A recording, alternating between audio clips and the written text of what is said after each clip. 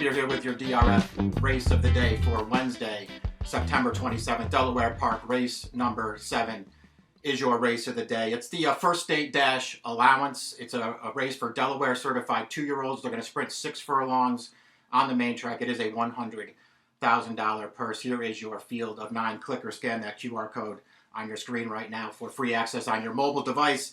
Field of 9. Everybody very lightly raced in here. I do think there are a couple of 2-year-olds in this field, though, who have, really shown some potential at this point. A bunch of horses in this race with speed. I think the field is kind of led by the number 8, Copper Tax. You see there on your morning line for this race, Copper Tax is listed as your 3-2 favorite. I think that kind of makes sense. This horse just earned a 76 Beyer speed figure, winning his most recent start. He's a 2-time winner.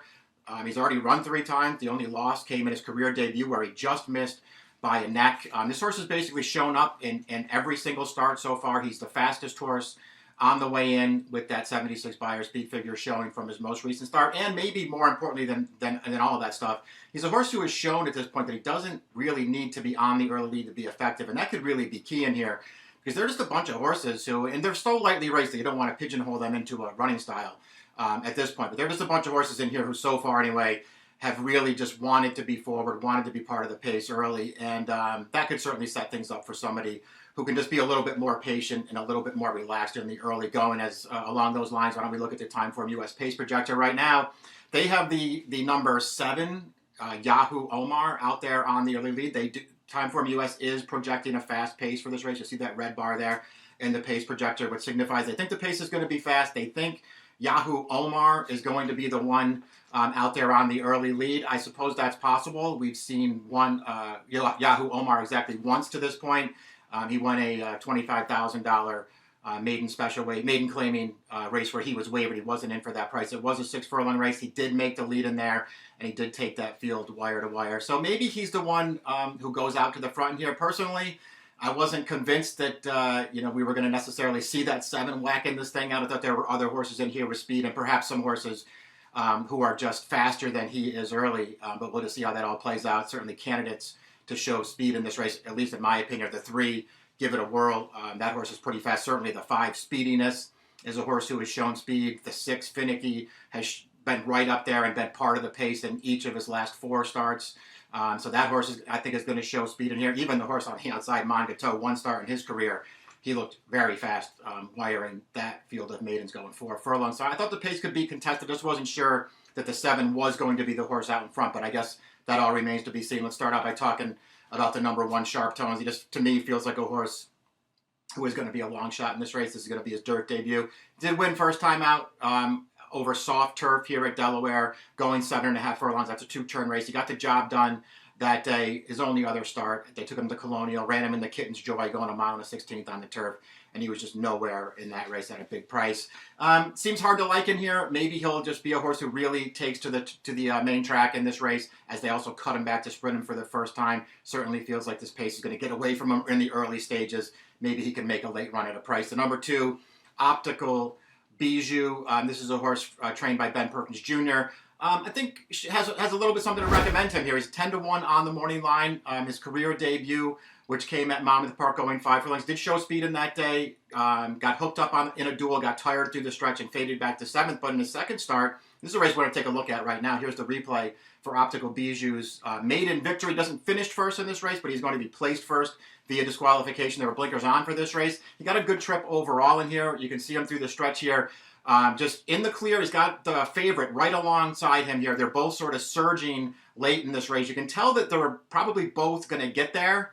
At the end of the day, it is the Electric Eel who outfinishes Optical Bijou to get the victory. But if you take a look at the head-on replay of this race, you will see, particularly through the late stages, you'll see that Electric Eel, the eventual winner, just continuing to drift over into Optical Bijou and sort of make things a little bit tight. I don't think he necessarily affected Optical Bijou that much, but Optical Bijou in turn did bother arrival to his inside. You saw that horse have to take up there in the late stages. Probably cost that horse 3rd, and that's probably why the disqualification took place. But Optical Bijou ran fine in that race. I don't think he was best in there necessarily. It was an okay performance. He showed that he doesn't need the lead to be effective. Give It a Whirl is the 3. Got to think this is a major player in this race for Cathal Lynch.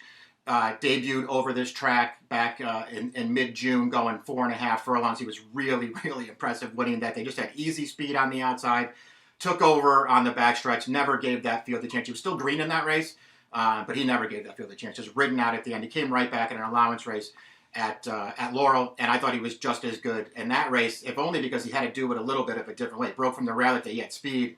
One of the horses who he's going to meet up with again, and here, Speediness, who was favored in that race, was also in there. Speediness wanted the lead in that race, came right up to challenge, give it a whirl, just held his position, put that horse away at the top of the stretch, went on to a very convincing win. I really liked that performance from him. And then his most recent start, they stretched him out 2-turn mile in the sapling at Monmouth. Once again, broke from the rail. Pace was pretty fast in there. He took pressure all the way around the track. He wound up finishing fourth. No match for the 1-2 finishers, but almost held on for third in there. Thought that was an underrated performance. Like him cutting back in here, like his speed, like the talent that he's shown so far through 3 lifetime starts. Got to think he's a major, major contender in this race. Thunder Lad is the number 4. Another horse with just the 1 start under his belt here. This horse debuted. He was also wavered in the maiden 45 at Laurel on a sloppy track back in July. This horse was the longest shot on the board in there. He went off at 47-1.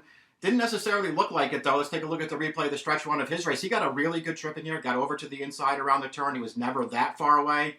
In the clear there at the top of the stretch with the runner-up, 3-5 favorite in there, sitting right alongside him, and they're both closing at the end of this race. But it's Thunder Lad who is going to outfinish the 3-5 favorite in that race. I thought he won this race fair and square. He did it from off the pace. I get it. He didn't take a lot of money in there. He was a huge price on the line.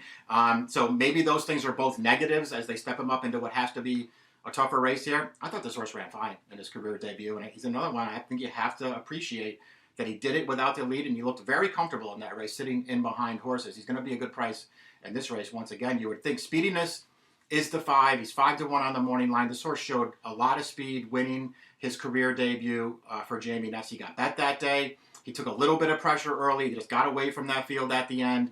That was a good performance. His second career start, he was in against Give It a Whirl and that allowance race at Laurel. And once again, they came gunning out of the gate in there. They wanted the lead with Speediness. And at the end of the day, Give It a Whirl just wouldn't let him have it. Give It a Whirl was the better horse that day. Speediness dueled with Give It a Whirl all the way around the turn, and then was just no match through the stretch. He got tired. He faded late to finish 4th. I didn't think it was a bad performance. He certainly didn't run as well as Give It a Whirl did. He's had a little bit of time off since then. Jamie Ness has gelded this horse in the interim. He's going to come back here as a new gelding. He's got speed. He's not in over his head in this race. There's a lot of other speed for him to contend with in this spot, not only from Give It a Whirl, but from some other horses as well. The number 6 is Finicky. They've sort of moved around a little bit through his first 5 starts. 3 of them on dirt, 2 of them on turf. For the most part, he's shown speed in all of those races. He finally got the maiden win in his most recent start. That's this race right here that we will look at. And he just got, loose on the lead in this race. He was the best speed in this field. The pace wasn't particularly fast. He never really faced a challenge in here, and he just drew off from this field with a 57 Beyer speed figure. It was a step in the right direction for him. It certainly feels like, just based when you compare him to some of the horses he's going to be meeting up with in this race on Wednesday, he's going to have to take another step forward in here. He's probably not making an easy lead in this race. And you just have to wonder if he's going to be able to be effective. Not only be effective, he's going to be able to improve when he doesn't have an easy lead like he did last time. I think it's a real question, but he will be a big price if you're a believer in the 6 Finicky. The number 7, Yahoo Omar. Timeform US thinks this horse is going to be on the lead. I wasn't sure about that. We'll take a look at the stretch run of his debut win. As well right now. There's not really much to see here. This horse never really faced a challenge in this race. You see him on a clear lead there at the top of the stretch, and there's just really nobody doing much running behind this horse. He's never threatened. He wins easily, 64 Beyer speed figure. I don't know. I'll give him credit for breaking from the rail. I'll give him credit for that race being a 6 furlong race, which I think could be key in here because that's the distance he's going to have to go today. And his rivals in this spot so far to this point have not been this far, save the horse that's only been on turf on the rail and Give It a Whirl, who's cutting back out of the sapling. So the 6 furlong win is good. The figure suggests he's competitive in here. I don't know. I just didn't love his debut. I didn't think it was a great field. He didn't break running in there. He just got out of the gate fine, but he didn't make the lead. And then he just sort of eased his way up the inside, and he was the fastest early in that race, as we already saw there through the replay. Never really faced a challenge. I don't know. I found it hard to get behind this horse, but he is 12-1 on the morning line, so I'm not going to knock him too hard. I just didn't like him that much. Copper Tats is the 8. This is the horse to beat in here. He's 2 for 3 in his career. That only lost by a short neck in his career debut. Really impressive winning his second start. I like the way that he moved up on that field on the outside around the turn. And then one of his rivals tried to really challenge him on the upper stretch. This horse just moved away very readily in that race. It wasn't a fast race. I'm not sure it was a super strong field either. I just thought he was visually impressive breaking his maiden. His most recent start we'll look at right here. This is September 1st here at Delaware Park in a conditioned allowance race. Got off to a good start again here. A little bit outpaced in the early stages. He wound up sort of back off it, and then he made an early run up to contention on the backstretch. He's challenging for it all the way around the turn and just puts a horse away at the top of the stretch and gets clear. He was much the best in here with that 76 Beyer speed figure. Big improvement off of a little bit of a layoff there. I like that he's been very comfortable without the lead in his races. I really cannot knock this horse. He's 3-2 on the morning line. But I got to believe he's the horse to beat in here. He got a great post towards the outside. The number 9 is Mongateau, and we're going to look at his replay debut win as well right now. 63 Beyer speed figure for Mongateau. This is a 4-furlong race at Timonium. This horse was fast right from the start of this race. Just came out of the gate running, cleared off very easily to the lead, and this thing was never in doubt. This horse was about 5-2 in this race. Took a little bit of money. It was not the favorite, but he wins the race very convincingly. I thought he got a respectable Beyer speed figure for the effort, and he was claimed out of that race by Anthony Farrier. So we'll see what they can do. They're going to move him right up here and shoot for a bigger purse first time off the claim. He looked good to me winning first time out. This is going to be tougher for him. There are better horses in this field, but he did draw well on the outside. This horse is pretty fast. Got to stretch out 1/4 of a mile here in his second career start off the claim. Another horse is probably going to be a fair price if you like him, and I don't think I would argue too hard if you told me that you just think he's pretty good and you wanted to take a shot with him in here. So that's it for this field. Let's get to the picks up there. Remember that you should subscribe to the DRF YouTube channel for all the video content, and there will be several videos coming out every week leading right up to the Breeders' Cup. So subscribe and make sure you don't miss any of that video content here at DRF on the YouTube channel. Get the picks up there now. Again, I'm not way against this morning line favorite here, Copper Tats. I think he's the horse to beat, but assuming they bet the race along this morning line, I think 5-2 could be value on the 3. Give It a Whirl. I think this horse is actually pretty good, and I think he's got a real shot to take down the favorite in this race. I didn't really like anybody else all that much in this race. I thought it came down to the 3 and the 8. I'm going to take a shot with the 3 in here, assuming he's anywhere around that 2-1, 5-2 range in this race. I like all of his starts. I like him cutting back in distance for this. I think he might even be a little bit underrated at this point. So I put Give It a Whirl on top of my 3, 8, 4, and 9. It's the Wednesday race of the day. It's the 7th at Delaware Park. The approximate post time is 3:30 Eastern time. Good luck.